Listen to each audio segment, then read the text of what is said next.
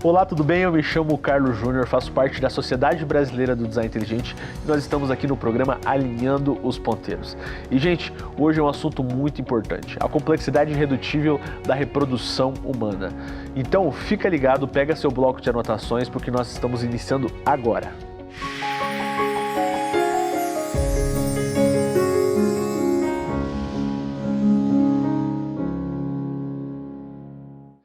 É muito interessante falar sobre a reprodução humana, ou como o corpo humano ele é feito tão especificado, né? Todos os sistemas integrados funcionando simultaneamente para que a vida exista, não é mesmo, Ed? É verdade, a gente passa a ver, Carlos, o corpo humano de uma forma que a gente acha que nunca tinha imaginado ou proposto a ver.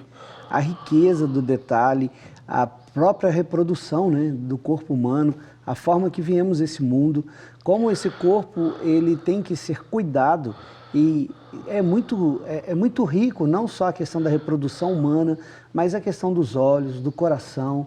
É muito complexo o corpo humano. Claro, toda a estrutura. Você tem um sistema cardiovascular, um sistema respiratório, um sistema digestório, todo o equiparato molecular, né? Então, assim, é fantástico ver que todos esses sistemas funcionam de forma independente, mas são todos interligados para um funcionamento específico.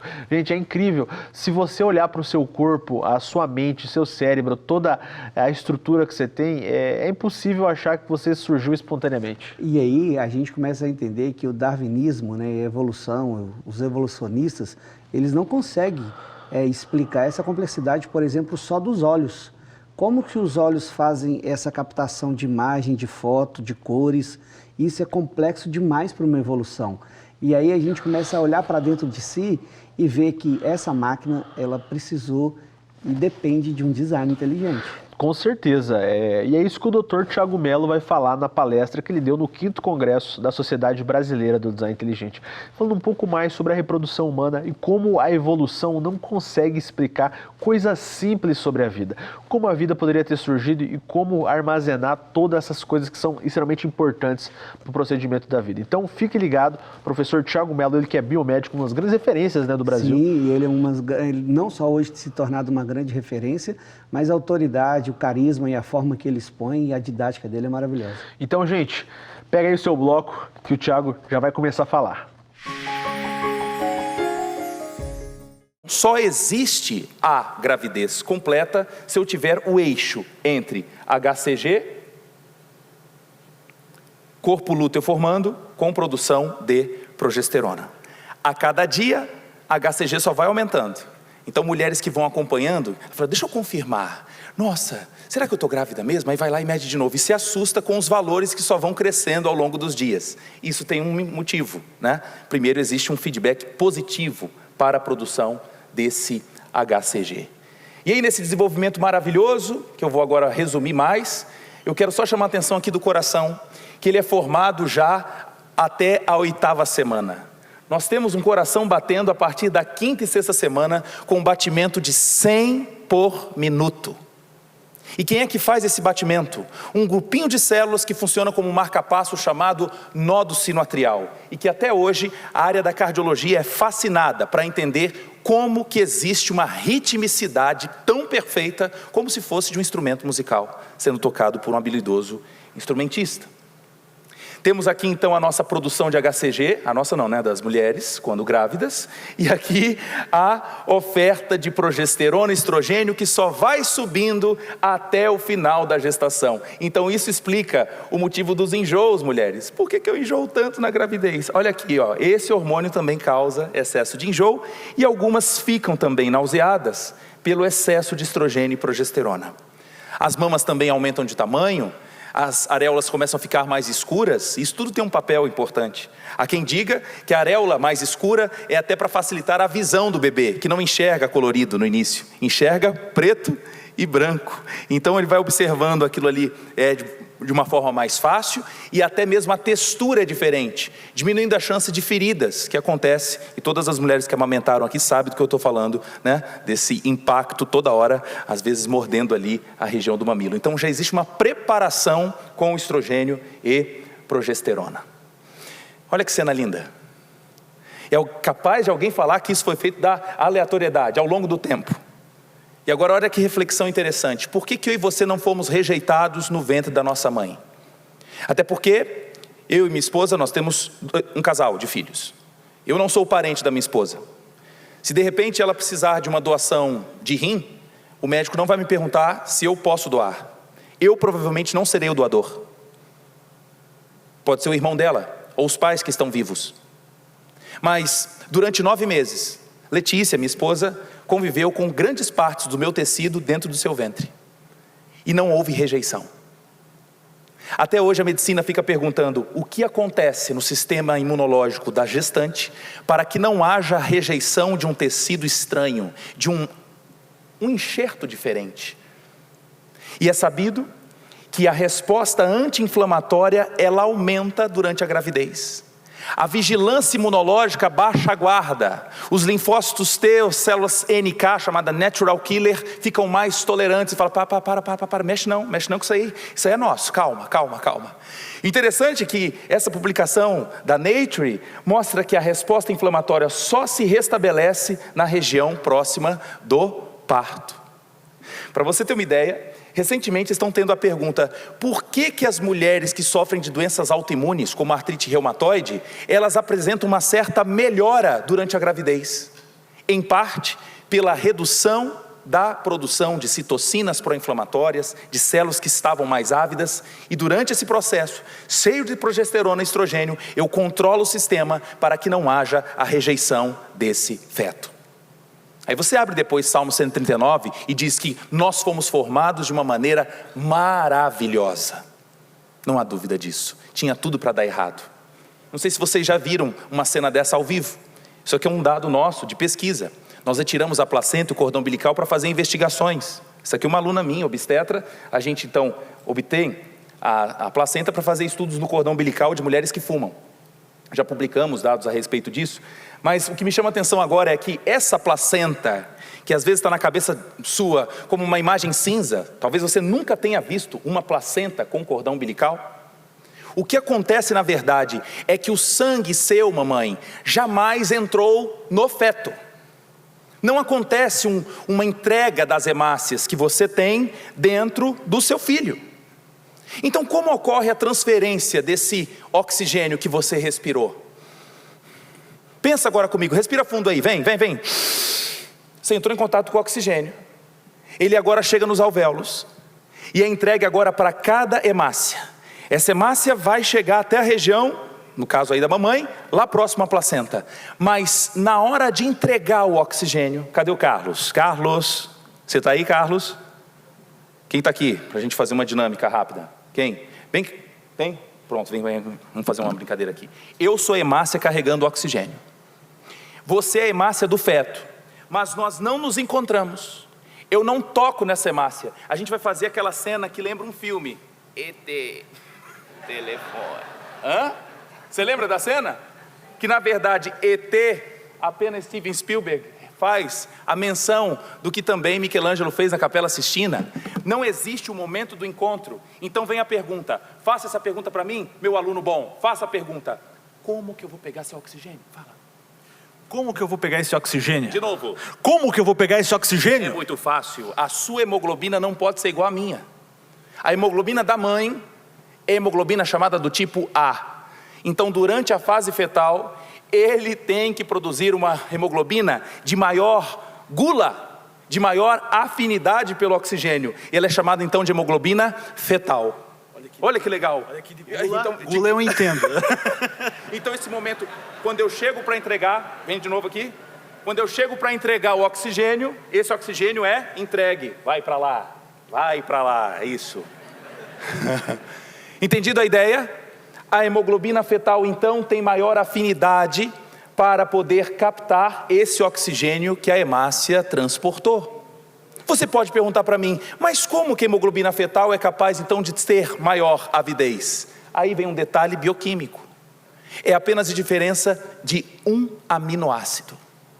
Lá no livro é falado, não, porque lá tem a cadeia gama, tem a cadeia beta, mas a diferença está em apenas um aminoácido. É trocado uma histidina por uma serina. A troca de apenas um aminoácido faz com que não haja agora mais uma afinidade por uma outra substância chamada 2,3-bifosfoglicerato. Não havendo essa afinidade com essa substância, a hemoglobina fetal passa a ser gulosa demais. O que eu quero chamar a atenção para isso é, eu posso dar nomes tão bonitos numa aula de biologia, mas quando eu vou lá no detalhe, a diferença é muito simples, é apenas em um ponto do aminoácido, de uma proteína, de uma cadeia enorme. E quem fez isso? Se for aleatoriedade, isso aconteceria com um caso, mas não aconteceria de forma repetida. Acontece que com todos nós, isso aconteceu e acontece de forma repetida com todo mundo que está aí sendo gerado. Hemoglobina fetal sendo expressa com maestria durante o desenvolvimento. E aí, como é que eu posso suprir tamanha necessidade de nutrientes? Veja, se a gente fosse contar para alguém que um bebê, uma nova vida fica ali dentro, até hoje seria um pouco difícil a gente conseguir perceber como é que os ossos são formados no ventre de uma mãe. Mas além disso, a circulação desse bebê não é a mesma sua. Porque imagina, dentro, ele não está respirando. Você acha que tem ar lá dentro? O pulmão dele está lotado de líquido. Então como é que passa esse sangue do cordão umbilical? Vai para onde? Olha que viagem que eu vou fazer com você agora. Nós temos aqui o cordão umbilical, que chega agora até a região da chamada veia cava inferior. Passa pelo umbigo aqui, cava inferior. O sangue chega na primeira câmara do coração, chamado átrio direito. E agora, normalmente, você estudando na aula de ensino médio, ou na graduação, o sangue do átrio direito vai para o ventrículo direito. Só que no bebê não é assim. Durante a fase fetal, existe um detalhe. O sangue daqui já pode pular para cá, ó. Do átrio direito ele pode ir para o átrio esquerdo. Existe um forame aberto, chamado forame oval. Mas além disso, nós temos uma passagem de sangue, que é uma ponte, que eu estou ampliando aqui, ó. O sangue passa pela artéria pulmonar e cai logo na chamada artéria aorta.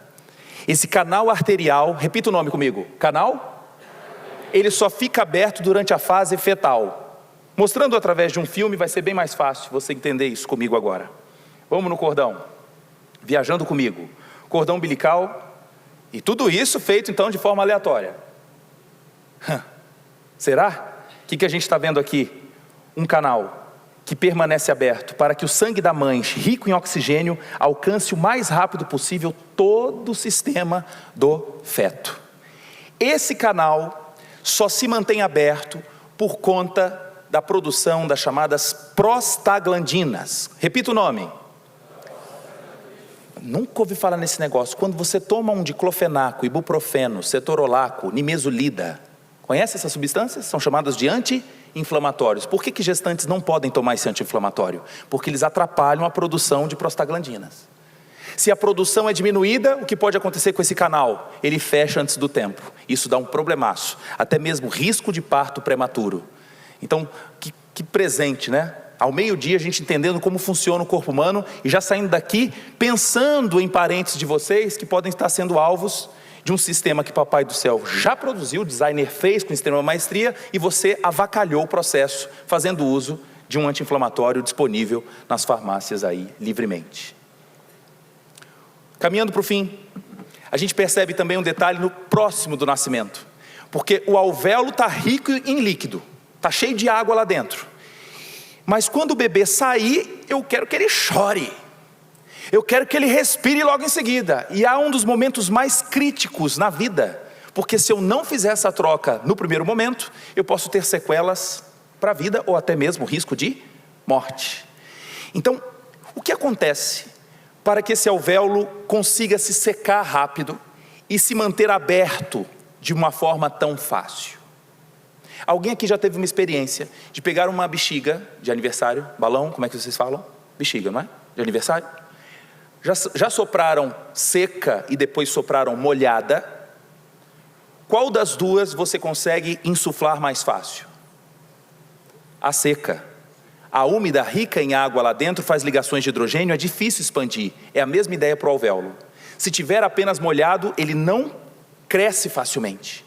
Então eu preciso colocar lá dentro um detergente. Se você fizer esse teste em casa hoje, atenção, muitos jovens aí assistindo, coloca um pouquinho de detergente dentro da bexiga, você vai ver que consegue insuflar bem.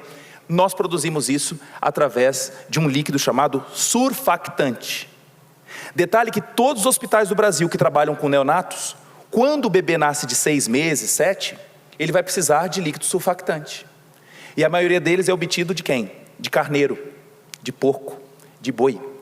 Porque a indústria não dá conta de produzir um líquido surfactante tão perfeito. Ele já está pronto.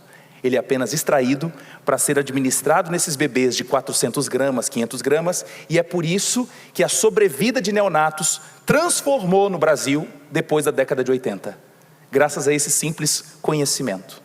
Se não for assim, tem que ser tratado com corticoides semanas antes do parto, porque os corticoides também estimulam a produção do líquido surfactante que está aqui sendo mostrado para vocês nesse espaço. Enfim, quando a gente vai vendo agora o momento do parto, vocês acreditam que tem engenheiros tentando entender como que é tão perfeito o processo? Os ossos do bebê são molinhos e é de propósito, porque as fontanelas precisam ser flexíveis para que haja uma passagem sem chance de trauma. Esse cérebro precisa crescer, então os ossos não podem ser totalmente coesos, porque eles vão precisar se adaptar ao longo do tempo. E tudo isso, nesse desenho, eu posso até revelar para vocês aqui, que tem gente tentando entender na área da engenharia, como é que as forças envolvidas no trabalho de parto podem agora trazer insights para eles. O parto é um processo fisiológico, principalmente biomecânico, e que os engenheiros começaram recentemente a abordar de forma mais ampla. Detalhe, esse artigo é de 2021. Uma imagem vale mais do que 1000 palavras. Quando chega no momento da amamentação, quem aqui é pai e mãe? Talvez você, já cansado, já nasceu e agora está naquele momento, fala, vamos lá, vamos para o estresse da amamentação, porque os primeiros dias não são fáceis. Mas quem ensinou essa criança a buscar uma mama e sugar? Existe uma palavra muito comum dita na pediatria, numa aula de enfermagem, numa aula da farmácia, da medicina, dito assim: então, gente, é instinto, a natureza coloca a criança para poder sugar. Você já pensou se isso fosse uma etapa que nós tivéssemos que ensinar um bebê? Suga, suga, suga, suga. Incompatível com a vida. Um detalhe, eu preciso já ter um ato reflexo para que haja chance, inclusive, de deglutir, não é apenas procurar a mama. E para deglutir, o leite tem que descer, chegar até o estômago e ser digerido, já ter enzimas suficientes para que haja boa nutrição. Então, são detalhes que a gente não percebe, mas acontece. Aquela mãe que chega do trabalho e ainda amamenta, só de ouvir o choro da criança, ou sentir o cheiro da casa, ela já começa a produzir mais leite. O sutiã começa a ficar molhado, fala, cadê meu filho? Isso tem um papel, é da ocitocina e da prolactina que você produziu, lá da hipófise. Além disso, a relação de vínculo, ela se dá com a citocina, por isso é importante a amamentação, não é apenas um fim nutricional, mas vincular também a relação mãe-filho, ela é fundamental. Mecanismos neurais. A cada sucção, essa criança inclusive tem chance de falar melhor, de respirar melhor no processo da amamentação. Oftálmico, como eu falei para vocês, da areola mais escura da mãe, facilitando essas identidades, já que ainda não enxerga tão bem até o 4º mês. Imunológico, porque ela é exposta a uma série de anticorpos que a mãe tem, produzido de forma ideal lá nos ductos lactíferos, contendo lactose, mas contendo IgA, anticorpo, prontinho, como se fosse um sistema de autoimunização para esse bebê. E o mais legal é que o anticorpo é uma proteína. E quando ele desce até o intestino, ele não pode ser totalmente digerido. Então, o bebê, durante as primeiras semanas, ele tem um sistema imaturo de digestão, ainda bem que é imaturo, para que haja a chance de preservação dos anticorpos que a mamãe está doando durante a doação do colostro nos primeiros dias. Tudo finamente regulado. Nutricional, ela vai ganhar peso porque está tomando o leite materno, e como eu falei para vocês, o afetivo vinculado aí com a ocitocina e a prolactina. Caminhando para o fim, eu trago aqui uma frase de William Poley. Darwin lia esse homem, Um teólogo que dizia: da mesma forma que um relógio prova a existência de um relojoeiro, assim diz o argumento: a extrema complexidade do universo prova a existência do seu fabricante. E aí eu lembro agora um trecho de um sábio que disse assim: assim como tu não sabes qual o caminho do vento, nem como são formados os ossos no ventre da sua mãe, assim também não sabes as obras de Deus, que faz todas as coisas.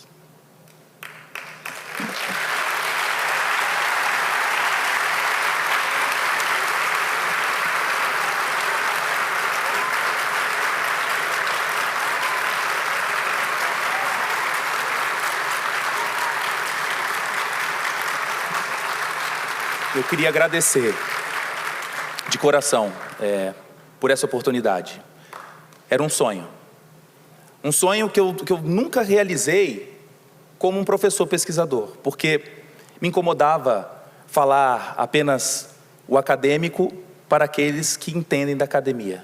E eu acho que as nossas igrejas precisam dessas conversas, para que os nossos jovens entendam que o que Deus oferece da ciência é apenas um buquê. Mas, por favor, não se esqueçam do noivo que te deu o buquê.